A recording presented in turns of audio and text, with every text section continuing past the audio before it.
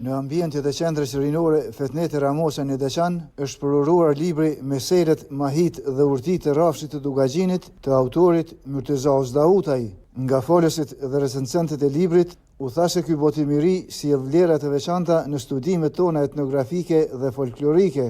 Arti është pikërisht imitim, por i kuptuar jo si riprodhim i thjeshtë i natyrës, por si një shprehje e natyrës së kundruar në këndvështrimin e dëshirave më të larta të shpirtit. Mbase kështu shpirtërisht i kundron edhe autori Myrteza Ozdautaj, Mahit, Meselet dhe Urtit, por edhe anekdota që kam mbledhur e përpunuar për një kohë të gjatë, pothuajse në tërësinë e shtrirjes së Rrafshit të Dugagjinit. Në aspektin strukturor, Myrteza Ozdautaj ka ndërtuar një vepër që i tejkalon kufitin një antologjie e folklorike.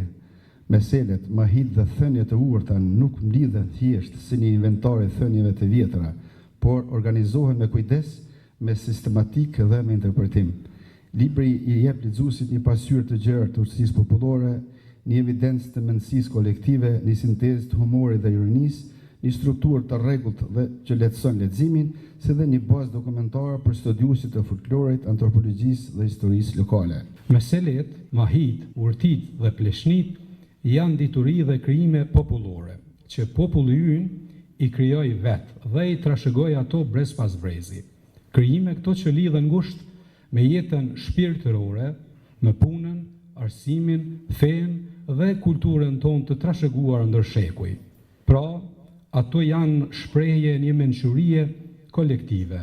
Përmes kësaj vepre, autori ka dokumentuar mençurinë popullore, identitetin kulturor dhe traditat e Rrafshit të Dugagjinit.